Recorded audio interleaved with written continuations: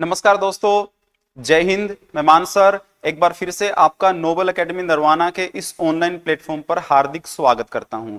जैसा बेटा पिछली वीडियो में हमने सीईटी के प्री जो पेपर हुए हैं अब तक और ग्रुप 56 और ग्रुप 57 की जो परीक्षाएं हुई थी उनके हम जीएस के पोर्शन का सॉल्यूशन कर रहे हैं। पिछली वीडियो में आप लोगों ने बहुत प्यार दिया बेटा, उसके लिए बहुत बहुत धन्यवाद। और अब हम नई वीडियो के साथ आपके सामने हाजिर हैं। एक इंफॉर्मेशन बेटा आपके बहुत काम की है और अगर जिसको ये चीज चाहिए होगी एक बार कमेंट लिख देना बेटा। हमने देखा है कि बहुत सारे बच्चे ऐसे हैं बेटा जिनको इंग्लिश के अंदर बड़ी दिक्कत आती है और अक्सर हमें बच्चे बोलते भी हैं सर इंग्लिश सब्जेक्ट जो है वो एचएसएससी के पॉइंट ऑफ व्यू से बड़ा डिफिकल्ट लगता है। तो बेटा एचएसएससी की और सीईटी 2024 में जो परीक्षा होगी सिर्फ इसको ध्यान में रखते हुए हम अपने YouTube चैनल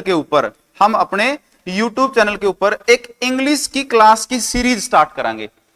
कोशिश हमारी ये रहेगी कि जिन बच्चों को इंग्लिश में दिक्कत आती है, जो बोलते हैं कि सर इंग्लिश तो बिल्कुल कभी आई नहीं ना अभी आती है समझ में, सेल्फ स्टडी भी करके देख लिया और भी कई सारे प्रयास करके देख लिए, तो उनके लिए हम यहां पर रेगुलर क्लासेज लेके आएंगे बेटा जो बिल्कुल फ्री ऑफ कॉस्ट रहेगी। जैसे सपोज करो कि इंग्लिश आपकी 15 नंबर की आती है सीईटी के पेपर में, तो उस 15 में से बेटा आपका एटलीस्ट स्कोर जो है वो 8 से 10 का तो रहेगा ही रहेगा इस सीरीज से। अगर इसको हम कंप्लीट कर देंगे तो आपका स्कोर 13, 12, 13, 14 तक भी आपका स्कोर या 15 तक भी आपका स्कोर चला जाएगा। ये बिल्कुल फ्री ऑफ कॉस्ट रहेगी। इसमें उन क्वेश्चंस को हम डिस्कस करेंगे जो पिछले सीईटी के पेपर में उस पैटर्न के हिसाब से जो पूछे गए हैं। जैसे हर क्वेश्चन में पेपर के अंदर जो है नरेशन का क्वेश्चन था, जिसमें वॉइस का क्वेश्चन था। हर एक पेपर के अंदर PQRS था और एक कंप्रीहेंशन भी था और उसमें फिल इन द ब्लैंक्स के अंदर वर्ब के क्वेश्चन भी पूछे गए थे और प्रीपोजिशन भी पूछी गई थी।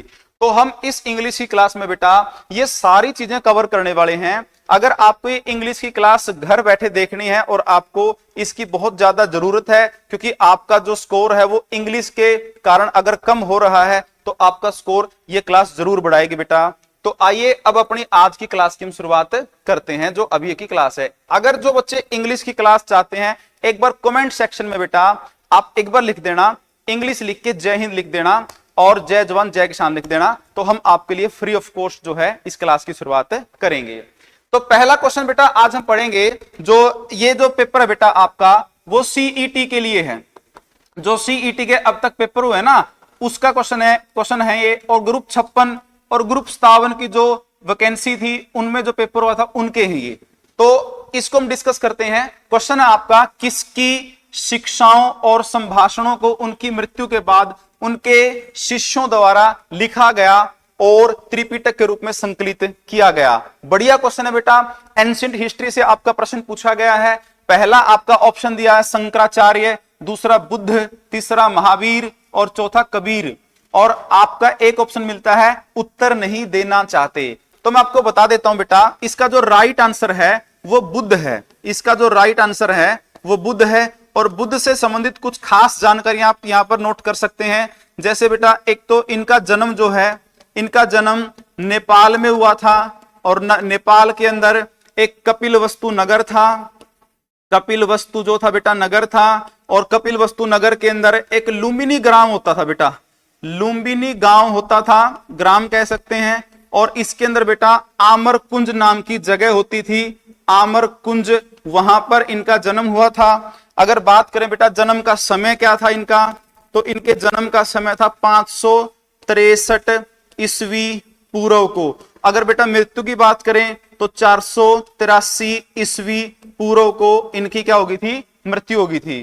कुछ और जानकारी बता देता हूं बेटा मैं आपको। इनके जो पिता का नाम था वो था सुदोधन, और इनकी माता का जो नाम था बेटा वो था महामाया, माता का नाम था महामाया। अगर बात करें बेटा इनकी पत्नी का नाम, तो पत्नी का नाम था यशोधरा, पत्नी का नाम था यशोधरा, और इनके पुत्र का जो नाम था बेटा वो था राहुल। अगर बात करी जाए बेटा इनका एक सारथी होता था, सारथी का नाम था चन्ना, और इनके घोड़े का नाम बेटा, घोड़े का नाम जो था वो था कंथक। घोड़े का नाम क्या था बेटा? कंथक। इन्होंने 29 वर्ष की आयु में अपना घर छोड़ दिया। 35 वर्ष की आयु में इनको ज्ञान की प्राप्ति हुई और 80 वर्ष की आयु में इनकी मृत्यु हो गई या इन्होंने अपना शरीर त्याग दिया। और जो बुद्ध था बेटा, इसकी सारे के सारे उपदेश जो थे बेटा वो पाली भाषा के अंदर थे। और जैसे ही इनकी मृत्यु हुई तो मृत्यु के बाद इनके सभी के सभी उपदेशों का संकलन किया गया, इनको इकट्ठा किया गया और संकलन करके इनके 3 ग्रंथ जो थे वो 3 ग्रंथों में इसको शामिल किया गया और इनको नाम दिया गया पीटक। और पीटक का मतलब होता है पेटी। पीटक का मतलब क्या होता है? पेटी। तो त्रिपीटक का जो संबंध है वो किसके साथ होगा बेटा? आपका गौतम बुद्ध के साथ होगा। आपने कमेंट सेक्शन में एक क्वेश्चन का आंसर देना है। क्वेश्चन आपका ये है बेटा कि गौतम बुद्ध ने जहां पर सबसे पहले उपदेश दिया था, आपने उस स्थान का नाम कमेंट सेक्शन में डालना है, जिस घटना को धर्म चक्कर प्रवर्तन की घटना के नाम से जाना जाता है। आई थिंक आपको समझ में आ गया होगा। महावीर स्वामी के बारे में एक बार समझ लेते हैं बेटा। महावीर स्वामी के बारे में किसी बच्चे को स्क्रीनशॉट लेना है तो इसका स्क्रीनशॉट भी ले सकते हैं। अब देखिए भाई, महावीर स्वामी के बारे में एक थोड़ा सा ब्रीफली जान लेते हैं और फिर थोड़ा सा कबीर के बारे में जानेंगे और उसके बाद फिर हम आगे पढ़ेंगे। महावीर स्वामी जो भाई महावीर स्वामी है, वो महावीर स्वामी का जो जन्म है, महावीर स्वामी के पिता का जो नाम था सिद्धार्थ था और माता का नाम त्रिशला था और इनकी एक बेटी जिसका नाम था प्रियदर्शिका और इनके दामाद का नाम था जमाली।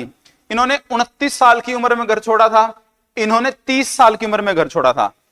इनको 35 वर्ष की आयु में ज्ञान प्राप्त हुआ और इनको 42 साल की उम्र में ज्ञान प्राप्त हुआ और ये 80 साल की उम्र में अपना देह त्याग कर गए और इन्होंने 72 साल की उम्र में अपना देह त्याग दिया। और महावीर स्वामी ने जैन धर्म का 5वां महाव्रत, जिसको ब्रह्मचार्य कहा जाता है, उसको इसमें शामिल किया। तो इसका जो राइट आंसर है बेटा वो कौन सा? आपका बुद्ध। कबीर जो है वो मध्यकाल भारत में थे। शंकराचार्य जो है वो दक्षिण भारत के अंदर थे, जो भक्ति आंदोलन में बड़े फेमस थे। तो पहला क्वेश्चन आपका कंप्लीट हो चुका है। आइए सेकंड क्वेश्चन की तरफ हम चलते हैं। अच्छा, अगला क्वेश्चन क्या बेटा? ये कहते हैं कि इमरजेंसी आपातकाल की उद्घोषणा आर्टिकल 352 के प्रवर्तन में होने पर निम्नलिखित से किस मूल अधिकार को निलंबित नहीं किया जा सकता? कौन से ऐसे फंडामेंटल राइट है भाई जिसको हम यहां से सस्पेंड नहीं कर सकते? तो देख लेते हैं बेटा, जो आपकी नेशनल इमरजेंसी है, राष्ट्रीय आपातकाल है, ये संविधान के भाग नंबर 18 के अंदर इसका वर्णन है और आर्टिकल 352 से स्टार्ट होके आर्टिकल 356 और आर्टिकल 360 तक इसका वर्णन है। तो नेशनल इमरजेंसी बेटा ये सिर्फ 3 कारणों से हो सकती है, या तो देश का किसी के साथ युद्ध हो, या बाह्य आक्रमण हो, बाह्य आक्रमण के साथ आपका हो सकता है कि सशस्त्र विद्रोह हो, सशस्त्र विद्रोह। इस पूरे टॉपिक की जानकारी अगर आपको पूरी कंप्लीट चाहिए बेटा तो आपको इसी अपने YouTube चैनल पर एक और वीडियो मिल जाएगी, जिस वीडियो के अंदर हमने इस चैप्टर को बहुत डिटेल में पढ़ा रखा है। जैसे ही नेशनल इमरजेंसी डिक्लेयर होती है, इसका सीधा इफेक्ट बेटा आपका फंडामेंटल राइट यानी कि मौलिक अधिकारों पर आता है। मौलिक अधिकारों में एक है समानता का अधिकार या समता का कह सकते हैं, जो आर्टिकल 14 से आर्टिकल कहां तक है? 18 तक। धर्म की स्वतंत्रता का अधिकार, यह बेटा आर्टिकल 25 से स्टार्ट होता है और आर्टिकल 28 तक चलता है। वाक स्वतंत्रता का अधिकार आर्टिकल 19 में है भाई, और दैहिक स्वतंत्रता जो है वो आर्टिकल नंबर 21 में है। तो जब फंडामेंटल राइट्स के ऊपर इसका इफेक्ट क्या आता है, जब नेशनल इमरजेंसी लगती है तो सबसे पहले तो सस्पेंड कर देते हैं बोलने की आजादी, अभिव्यक्ति की आजादी, वाक की स्वतंत्रता, फ्रीडम ऑफ एक्सप्रेशन। और एक ऐसा फंडामेंटल राइट ये बेटा दैहिक स्वतंत्रता का अधिकार। देह का मतलब होता अपना शरीर, अपना जीवन। ये हो सकता है कि अपने जीवन की सुरक्षा का संबंध, जिसे हम कह सकते हैं, ये एक ऐसा फंडामेंटल राइट है बेटा जो नेशनल इमरजेंसी के दौरान किसी कंडीशन पर भी सस्पेंड नहीं किया जा सकता। तो इसके लिए आपका सही आंसर क्या होगा? ए होगा। आइए नेक्स्ट क्वेश्चन की तरफ चलते हैं। अगला क्वेश्चन है बेटा, इसके 3 ऑप्शन है दिखाई दे रहे हैं, इसका एक चौथा ऑप्शन भी है बेटा, जिसके अंदर लिखा हुआ है नियंत्रक एवं महालेखा परीक्षक। इसका चौथा ऑप्शन इस प्रकार से है, नियंत्रक एवं महालेखा परीक्षक, ये है इसका फोर्थ ऑप्शन बेटा। अब देखिए डिस्कस करते हैं कि नकद आरक्षित अनुपात CRR, यह है CRR जिसको हम बोले कैश रिजर्व रेशियो, पूरा नाम इसका क्या है, कैश रिजर्व रेशियो, को किसके पास रखा जाता है। बड़ा ही सिंपल क्वेश्चन है, इकोनॉमिक्स से है। पहला जो आपका ऑप्शन है भारतीय रिजर्व बैंक, दूसरा है अंतरराष्ट्रीय मुद्रा कोष, तीसरा है बेटा भारत का वित्त आयोग, और चौथा ऑप्शन इसका दे रखा था उसमें जो यहां से कटा हुआ है वो है नियंत्रक एवं महालेखा परीक्षक। पहले उत्तर की बात करते हैं फिर डिटेल में जान लेते हैं इसको। आरबीआई इसका जो है बेटा वो राइट आंसर होगा इस क्वेश्चन का। अंतरराष्ट्रीय मुद्रा कोष इसका राइट आंसर नहीं है, और ना ही भारत का वित्त आयोग है, और ना ही भारत का नियंत्रक एवं महालेखा परीक्षक है। इसको थोड़ा डिटेल में समझ लेते हैं कि है क्या। रिजर्व बैंक बेटा जो आरबीआई है, RBI reserve bank of India की स्थापना 1 अप्रैल को और 1935 को 5 करोड़ रुपए की राशि के साथ, 5 करोड़ रुपए की राशि के साथ इसकी स्थापना की गई थी। इसलिए बेटा हमारा वित्तीय वर्ष जो है, हमारा वित्तीय वर्ष हर साल 1 अप्रैल से शुरू होता है और अगले साल के 31 मार्च तक चलता है। अगर बात की जाए बेटा इसका पहला जो गवर्नर था, इसका जो पहला गवर्नर था वो भारतीय गवर्नर की बात करें तो सर सी डी देशमुख जो है, आपके पेपर में क्वेश्चन पूछा जा सकता है कि इसका पहला गवर्नर कौन था, सर सी डी देशमुख। अगर इसका पहला अंग्रेज गवर्नर की बात करें बेटा तो पहला अंग्रेज गवर्नर कौन था इसका अंग्रेज गवर्नर सर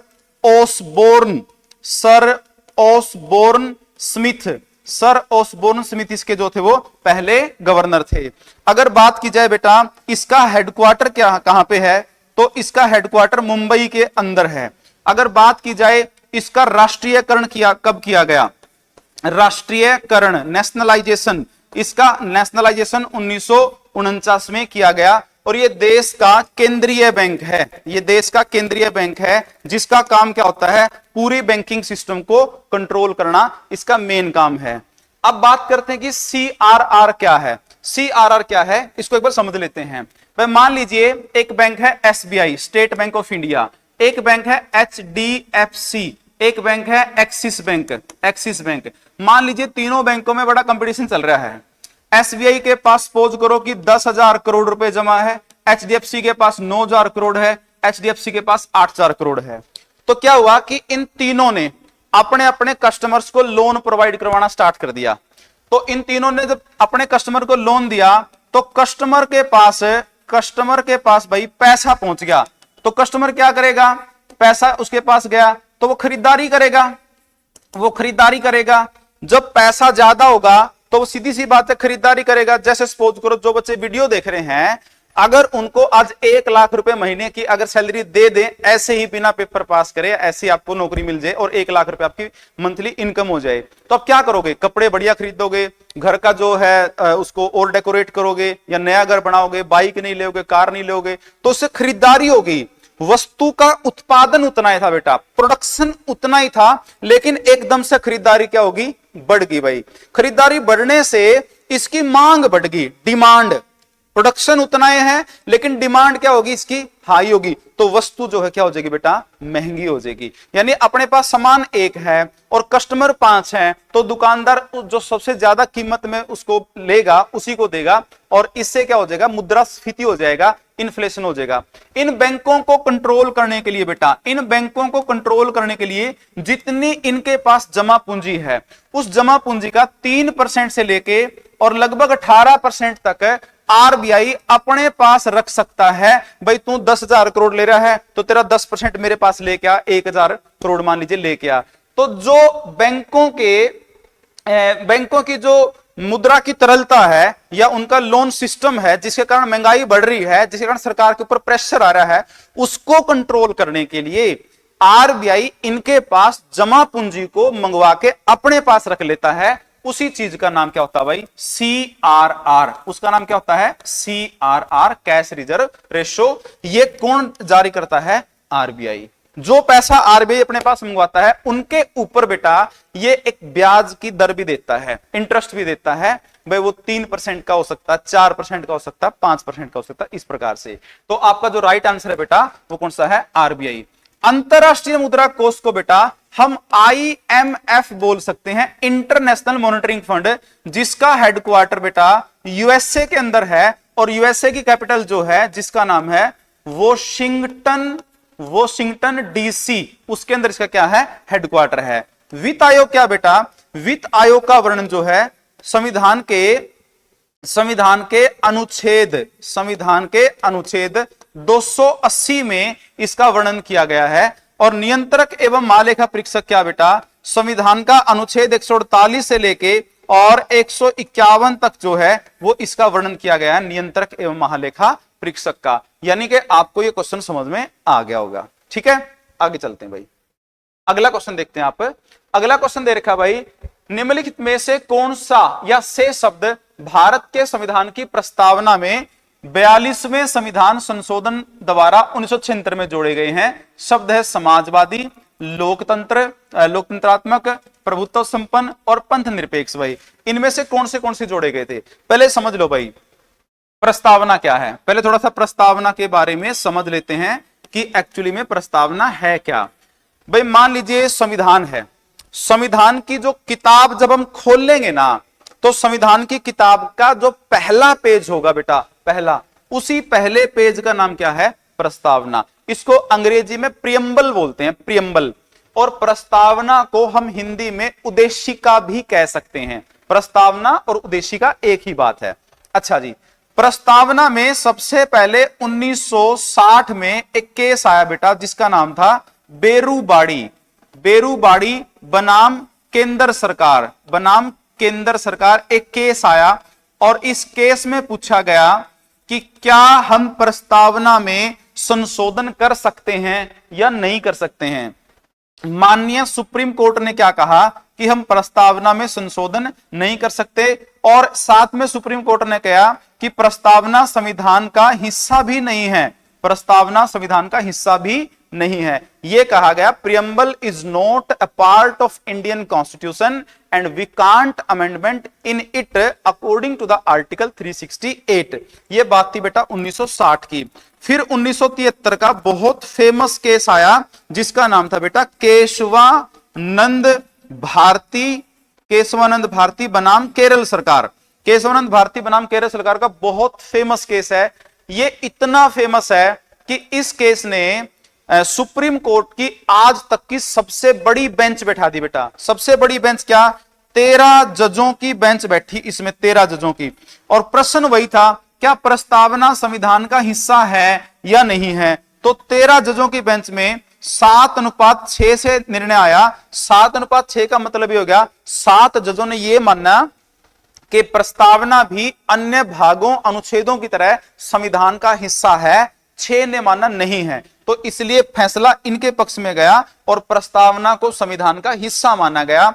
और हिस्सा मान के और कहा गया कि इसमें क्या कर सकते हैं भाई, हम लोग संशोधन भी कर सकते हैं। तो प्रश्न बनता है बेटा कि आज तक प्रस्तावना में संशोधन कितनी बार हुआ है? तो प्रस्तावना में संशोधन आज तक सिर्फ कितनी बार हुआ है? एक बार। एक बार कब हुआ भाई? ये 42वां संशोधन था और 1976 का था। किसने किया था भाई?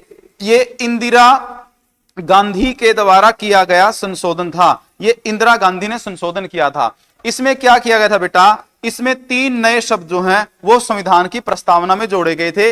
एक का नाम था पंथ निरपेक्ष और दूसरे का नाम था समाजवाद और तीसरे का नाम था अखंडता।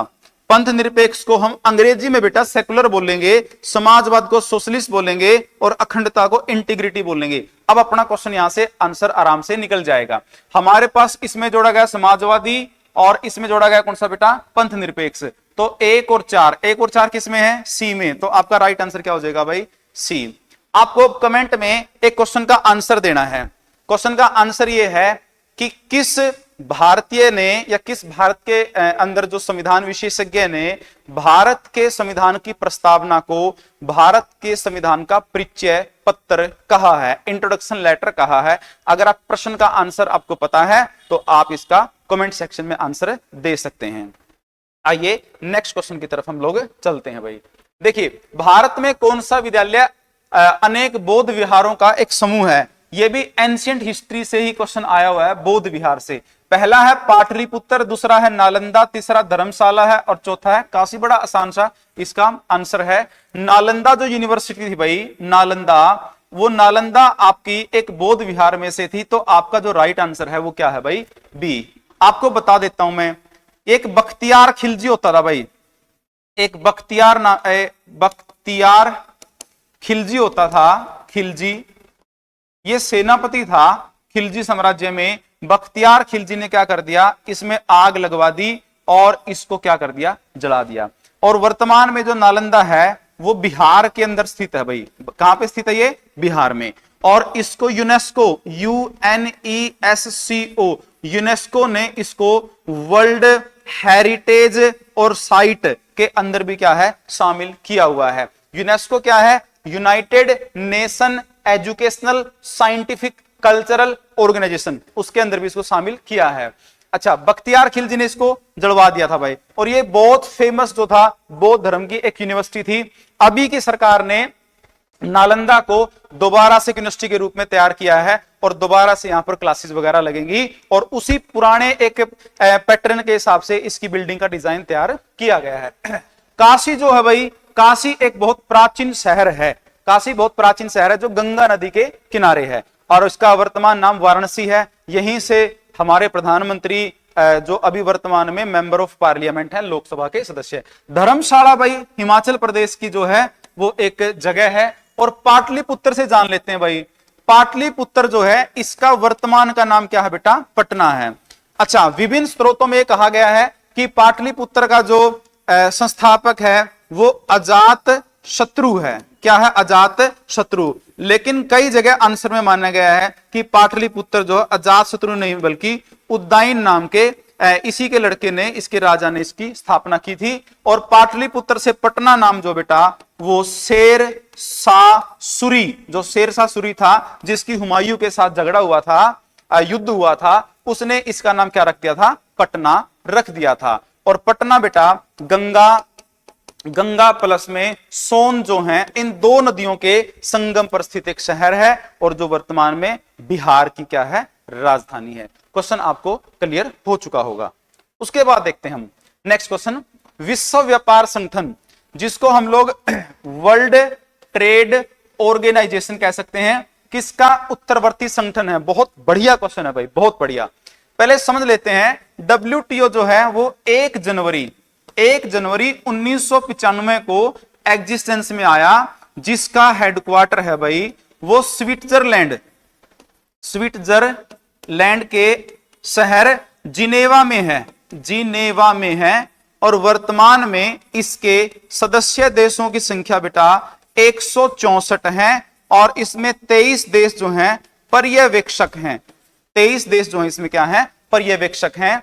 और WTO जब 1 जनवरी 1995 को एग्जिस्टेंस में आया, इससे पहले इसका जो नाम था वो GATT था, general agreement tariff on trade. दोबारा सुन लो, general agreement on tariff and trade, ये हो आपका GATT।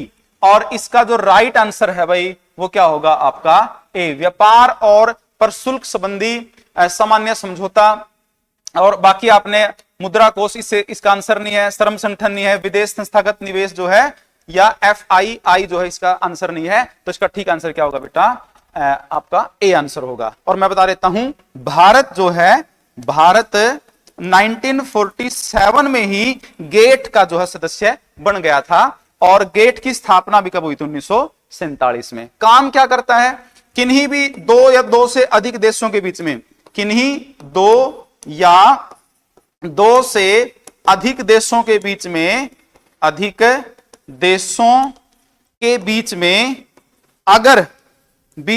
अगर ट्रेड को लेके ट्रेड मतलब व्यापार को लेके, अगर व्यापार को लेके किसी प्रकार का कोई झगड़ा होता है तो वो उसको सुलझाने का काम करता है, जिसका नाम क्या है भाई आपका WTO। आई थिंक समझ में आ गया होगा भाई।